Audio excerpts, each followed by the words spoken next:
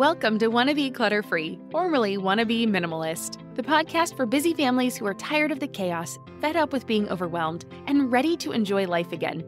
Each week, we talk about how to let go of the clutter so that you can focus on the things that actually matter. And it's not just physical clutter. We talk about the mental and emotional stuff too, because if it's holding you back, it's time to ditch it. I share what I've done in my own life to declutter, organize, and calm the chaos, but you won't just hear it from me. There are amazing guests too. It's practical, doable, and simple for those of us that want to be clutter-free. You're listening to the Wannabe Minimalist Show with Deanna Yates, episode number 52. One of the areas made better in my life with minimalism was cooking meals at home. Today, we look at how I made a simple shift that makes it easier than ever to get healthy meals on the table with fewer ingredients so you can save on your grocery bills too. Hey there, my wannabe minimalist friend. Welcome back to the show. As always, I'm your host, Deanna Yates, creator of littlegreenbow.com and the Wannabe Minimalist podcast.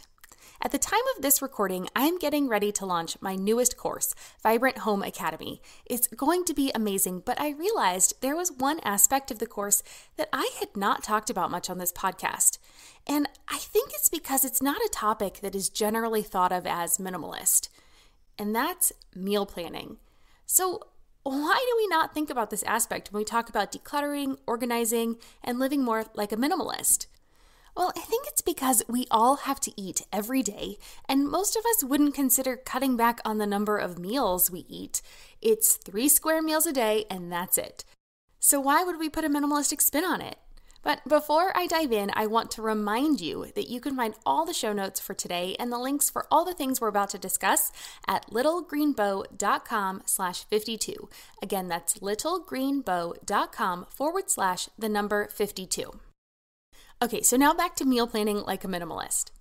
For me, planning our weekly meals brings intention back into the picture. It also frees up a ton of my mental capacity because I no longer have to remember or even think about what we were having for dinner on any given night. I plan our meals out, write them down, and then look at my list in the morning as I'm in the kitchen making breakfast so that I can make a mental note of how much time dinner will take to prepare that evening. Now, to make it even easier, I try to keep all of our cooking times to under 45 minutes so it fits nicely into our routine and daily rhythm. It's not always the case, and that's why I like to make a mental note in the morning just so that I'm prepared when the afternoon comes around. But life wasn't always this way. I used to seriously struggle with getting dinner on the table every night.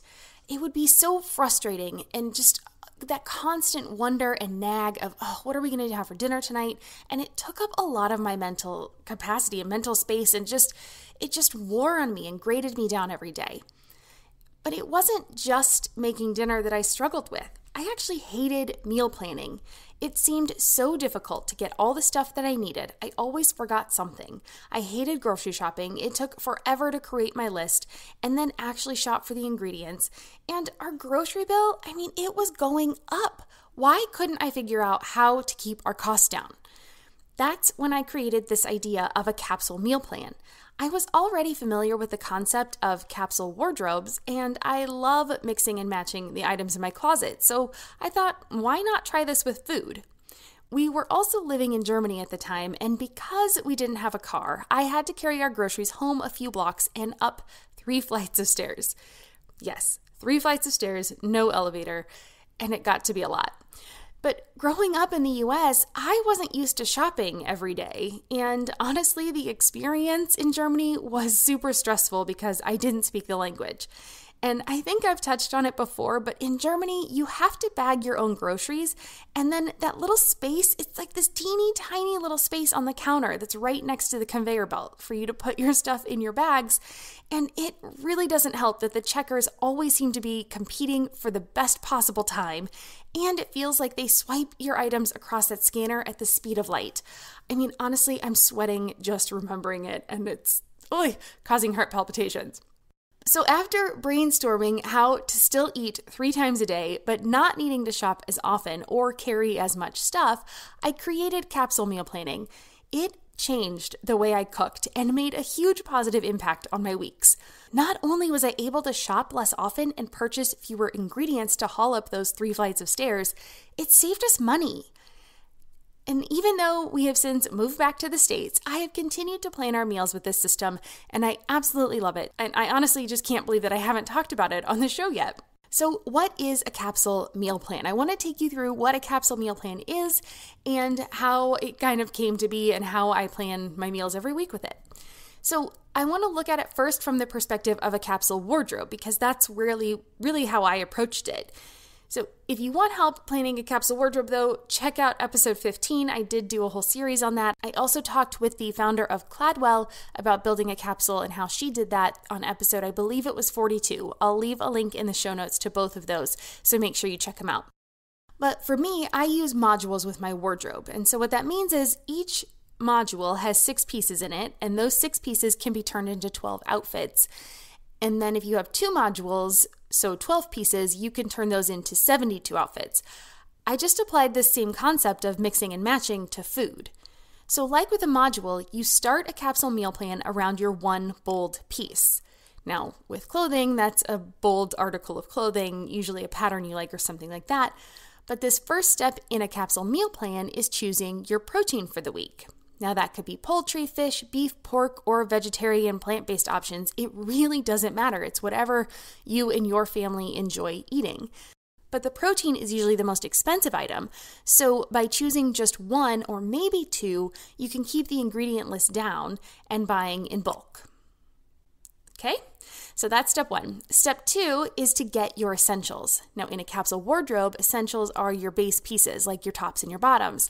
In a capsule meal plan, it's your grains and dairy.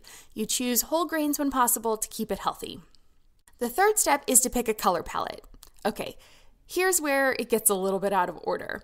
It's not a perfect comparison, but you can see where I was going with it, right? So with a capsule wardrobe, you generally pick your color palette first, or at least base it around that bold piece we talked about at the very beginning. But color is the third step in a capsule meal plan.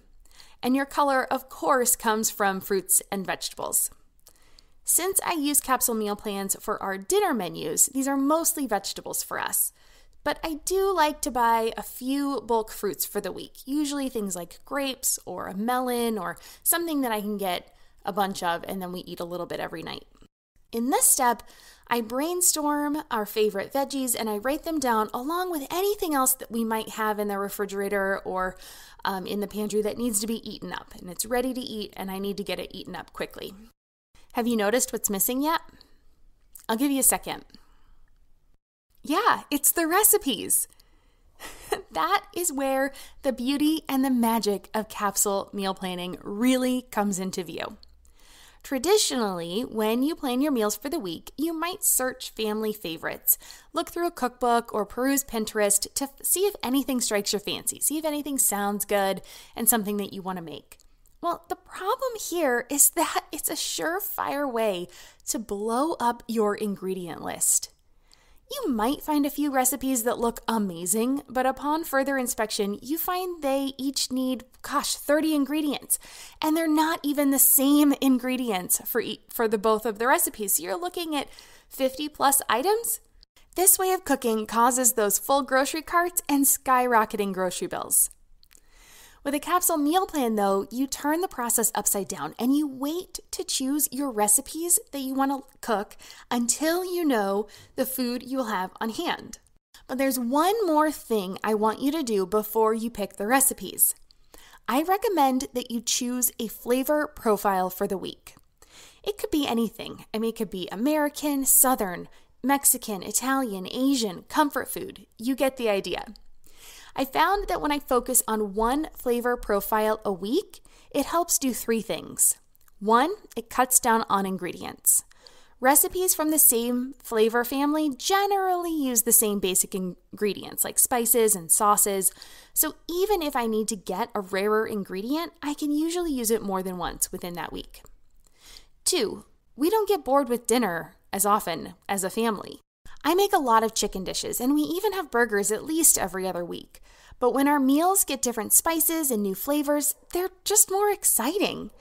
And then 3, it makes it easier to plan, and my family gets more interested in what I'm cooking. I get a lot more feedback and ideas on what to make when they can pick a flavor profile instead of an actual dish.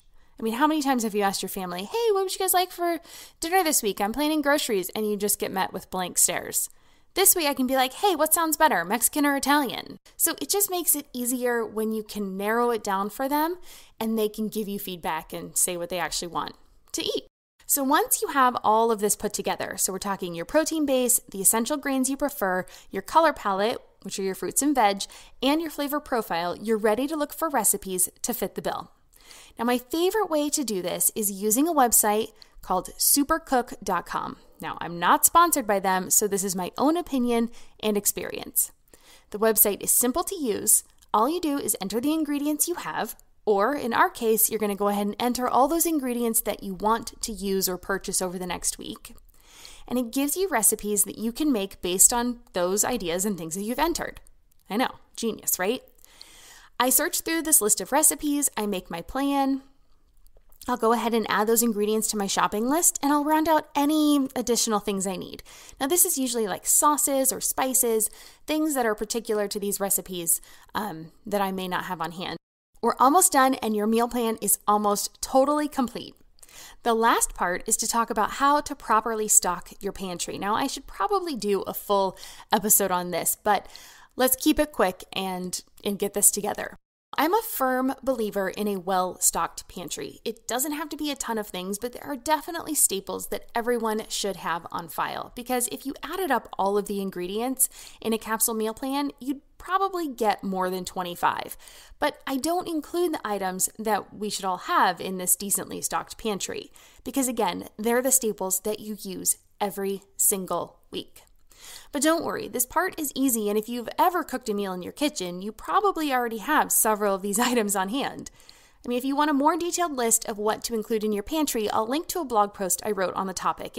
It's really cool. It breaks items down to the bare minimum items you should have, basic items that most home chefs will want, and then advanced items that will really take your cooking up to the next level. So if you're just starting out, you can really start with just those bare minimum items and have a well-stocked pantry.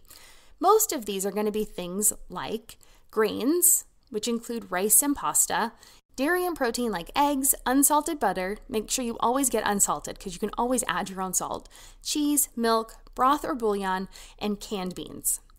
Vegetables like onions, garlic. I keep a jar of minced garlic in my fridge actually, and it is a total time saver, and I absolutely love it. I use it all the time, so highly recommend. Go ahead and get some canned tomatoes and tomato sauce. You'll also want to have oils and condiments on hand like olive oil, vegetable oil, mayonnaise, vinegar, mustard and ketchup usually fall in here as well. Spices like salt and pepper, cumin, chili powder, onion powder, garlic powder, and honey. And then I also love to keep a bag or two of frozen vegetables on hand, as well as peanut butter and baking things like all-purpose flour, granulated sugar, brown sugar, cornstarch, baking soda, baking powder, vanilla extract, powdered sugar, and cocoa powder.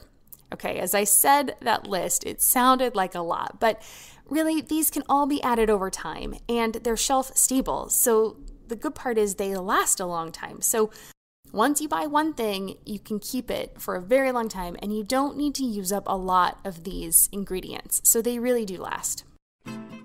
I'm Margaret. And I'm Amy. And together we host the podcast, What Fresh Hell? Laughing in the Face of Motherhood. Margaret, I would say you're sort of a where are my keys kind of mom. Correct. Sometimes a where are my kids kind of mom. Well, you're, Amy, more of a we were supposed to leave 35 seconds ago, mom. I mean, touche. In each episode of What Fresh Hell, we come at a topic from our usually completely opposite perspectives. I bring the research. And I bring kind of the gimlet eye. Like, is that research really going to work, people? And almost 10 million downloads later, we're still laughing. We also talk to experts in the parenting field, plus parents with stories we can all learn from. We make each other laugh, we challenge each other's assumptions, and we have what we think is the best parenting community on the internet. Check out What Fresh Hell? Laughing in the Face of Motherhood wherever you listen to podcasts. So I have actually used this capsule meal planning approach to plan out 2 weeks of meals at a time, and it is a game changer for our family. I like I said, I hate grocery shopping. I really don't enjoy doing it. And with COVID, I haven't even gone into a store. I've gotten all my groceries at curbside pickup. And so I'm the lady that has the giant order every 2 weeks, and I go and pick it up. But doing it this way, I actually have a lot less ingredients than somebody who doesn't capsule meal plan. So it's been wonderful. And it just saves me so much time. I mean, I can do 2 weeks of planning, grocery ordering, and going to pick it up in an hour and a half. An hour and a half every 2 weeks. And it's so wonderful to always know that I have meals on hand. I know what I'm cooking every night. I don't have to take up my mind with that. And I can spend my time playing with my daughter after school. We can craft. I can work out. It gives me so much more time back. I can work on this podcast. I can work on my show. I can work on my blog and all of that stuff. And so it's definitely one of the things I highly recommend you try implementing in your life. So again, go to littlegreenbow.com/52, and there will be show notes for you on how to do this today. And again, those steps, let's recap it again. We start with the base. That's going to be our protein. So pick 1 or 2 proteins for the week. Then you're going to go to your grains and your dairy. So these are going to be if you want rice-based meals or noodle-based meals, or maybe you want to include tortillas or buns, and you want to do a lot of tacos or fajitas, things like that. Your flavor profile will probably help determine some of that as well. Then you also need to pick your dairy. So you need to pick what kinds of cheeses you want or have on hand. If you have milk that you need to use up and that kind of stuff. Third are going to be your colors, so fruits and veg. What are your family's favorite vegetables to eat? I am lucky. My daughter will eat pretty much any vegetable. She loves Brussels sprouts. I know, I'm super lucky, but I do think introducing her to lots of different foods and lots of different flavor profiles has really helped with that. So try them, try out new veggies, maybe add one every couple weeks, a new one, and see if you can get your family to eat it and if they enjoy it, and just put it in there, sneak it on in. But yeah, pick the favorite veggies that you know your family will enjoy eating and that they will eat, put those on the list. Then pick your flavor profile just to give you a little bit of structure so that you kind of know what it is that you're searching for. It cuts down on that time and keeps your meals interesting. Then go to the website, supercook.com. You can probably find other ones out there, but this is the one I found that I like, and it works super simply. Type in all the ingredients you have. You actually don't even have to type them in. You check them off, and you check little boxes on all the little things you have, and it will give you a bunch of recipes. Look through them, pick 7 that you like. And one other pro tip, if you are struggling with picking out the recipes, try to do like a theme night. You've seen this all over the web. So Taco Tuesday, Casserole Thursday, Pizza Friday, slow cooker Wednesday, whatever. I know I went out of order. Sorry about that. But just pick 7 different things. Pick a burger on Sunday, pick salads on Monday, or meatless Monday. Actually, I highly recommend meatless Monday. But if you can find ways to do that, that also helps create some structure to your meal plan, because sometimes it's just hard to pick 7. And if I only need 1 burger recipe, I need 1 pizza recipe, I need 1 slow cooker, 1 casserole, 1 meatless meal, it does make it a little bit easier. So you can decide if that's something you need to do. Otherwise, have at it, go crazy, be wild and carefree, and just pick them based on the flavor profile. And then you will have your recipes. From there, make your list, add any of those little funky ingredients you don't have that really fit with that flavor profile. Maybe it's a cotija cheese, or a, Mexican cheese, or maybe it's an Asian spice or something that you need for those flavor profiles. And that keeps that nice and easy. These are also things like herbs. So like if you need basil for your Italian week, or cilantro for Mexican week, something like that. That is the 5th ingredient. Make sure your pantry's stocked. If your pantry is not stocked, make a list of all the things. If you're on a budget with your grocery bill, make a list of all the things you need. Make sure you have the bare essentials, and then add one shopping trip. Every shopping trip, add 1 or 2 items that will help keep your pantry stocked, and that in no time you'll be up and running with all the things you ever need. And it really will cut down on your grocery bills over time. And then just make sure that you're restocking those basics on a regular basis. So make sure you don't run out of olive oil or butter or anything like that as you're going through your weekly meals. Once you do it a few times, you'll see how much you need, and then you can understand how much you'll need to buy for each meal, and it makes it much easier. I promise. It's been life-changing. I absolutely love cooking with Capsule Meal Plans, and that's why I'm so excited to include this as one of the key lessons in my upcoming course, Vibrant Home Academy. I will teach you the system and I will show you the planning process in action. Plus, if you sign up for the course early, I'll include my capsule meal planning system for free. It walks you through this whole system. It gives you a sample shopping list, sample meal planning process, and it includes 5 ready-made, already done for you capsule meal plans. And I'm pretty excited about it. I have a friend who's collaborating with me on it for a gluten-free, dairy-free week, which is awesome because that is not my forte, but I think it will be pretty amazing to see a full week of gluten-free, dairy-free meals come together, like with whole ingredients, guys, for with under, I think we might be getting to like 27 ingredients, but it's totally worth it.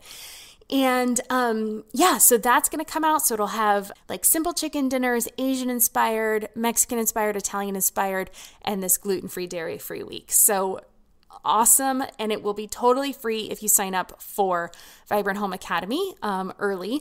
But you can get on the wait list right now because I'm not opening the doors for just over another week, and I don't want you to miss out. So if you're listening to this when it goes live or a week after, make sure you get on that wait list. So you can get there at littlegreenbow.com/Vibrant Home Academy. Again, that's littlegreenbow.com/Vibrant Home Academy. And like I said, doors will be opening in about a week, so make sure you don't miss out. But if you're wondering what it is, Vibrant Home Academy is a game-changing home and life management course designed to help you take control of 4 key areas in your home. It's decluttering, organizing, cleaning, and systems.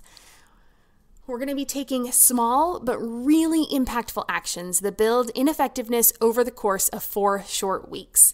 It will change the way you live in your home, and it will just bring back that energy and vibrancy and confidence that I want to help all of you live into your fullest and best lives. I really cannot wait to see what an impact it can have in your life, and I'm super excited for it. Can I have said that enough? All right. Anyway, so now that we've got that out of the way, I have a question for you about this. Do you meal plan? Have you ever meal planned? Or have you tried it before and struggled to make it work? I would love to know. Capsule meal planning may be just the thing that you've been looking for. Come on over and share in the Wannabe Minimalist community on Facebook. The group is totally free, and we're having a lot of fun getting to know other like-minded people. Please come on over, introduce yourself, share your thoughts, let us know if there's something that we can help with. I am so excited to hear from you and help encourage you on your journey toward less stuff, more happiness, and an awesome life that you and your family deserve. Like I said, that group is totally free, and you can find us by clicking on the link in the show notes or by searching for Wannabe Minimalist on Facebook. And don't forget, if you'd like to get all the show notes for today, you can find it at littlegreenbow.com/52. Once again, get the show notes and the links for everything we talked about on my website at littlegreenbow.com/52. And that's where you can also find my latest resources and sign up to be notified when the doors open for Vibrant Home Academy. That just about wraps it up for today's episode. But before I go, I just want to take a minute and thank you for listening to this podcast. I appreciate that you choose to spend some of your time with me, and I hope the information I provide is helpful. I also want to take a second, because I'm sure you've noticed there was a big gap in shows from December till now, and I just want to thank you all for your patience during this kind of trying time with COVID and everything. We've had a lot going on in my household, and it's just been difficult for me to find dedicated time to record. So thank you for sticking by me, and I look forward to getting more information out to you in the very near future. If you have anything you would like for me to cover and discuss, please feel free to reach out. I would love to hear from you. Let me know how else I can serve you and the topics that you would find most helpful. Feel free to tag me on your Instagram stories. I'm little.green.bow on that platform, or you can email me at deanna@littlegreenbow.com. And last thing, if you enjoyed today's episode and have not done so already, please be sure to subscribe to be notified of new episodes wherever you prefer to listen to podcasts, and also leave a review so more people can find us and discover the benefits of a minimalist lifestyle for themselves. All right, cheers. Have a great day.